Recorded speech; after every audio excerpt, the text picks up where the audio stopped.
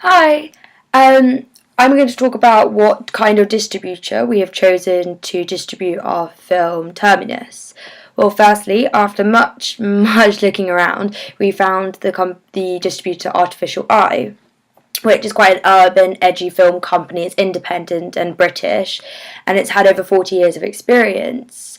We we found that through the research of the company, seeing what other films Artificial Eye has created, it has quite an urban, edgy, very kind of different cinematography to the whole Hollywood blockbuster. And yes, like we are fully aware that independent film distributors don't make as much money as the big Hollywood, as cinema, as 21st Century Fox and Disney do. But at the same time, we don't really want our film to make money and like to be successful. Obviously, we want to be successful, but we want it more in the way the story is written and what the issues it brings up. I find that's much more important than the actual revenue we create. So for Artificial Eye, we really think it would be able to do that. Also, as it's a British film company, we really want to keep it British, as the demographic that the target audience we're facing this at is young adults and teenagers across London. So we were not going to go to LA and get them to make it, because they're going to create it in a different way that our generation won't particularly understand, because it's a whole different country and different lifestyles.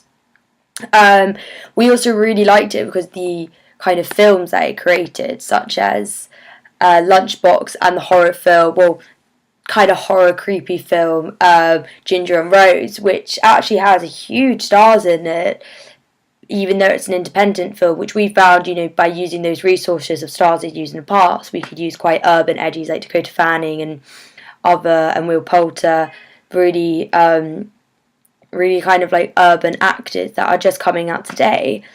And especially since the film company specialises in art house films and foreign films, those tend to tackle a lot more topical issues and a lot more problems within our society at the moment, and that's something that we really wanted to bring open in our film, something we really wanted to bring attention to. And of course, especially how our film is about drugs and how teenagers use social media today, and how it's actually very dangerous, this social media world, and no one's quite realising that how out of hand it's going to get unless we do something about it.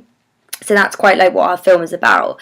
And we feel that Artificial Eye will be really good at displaying this in a very interesting cinematographic way, and also getting it out to the people in an interesting way. Not just posters and trailers, but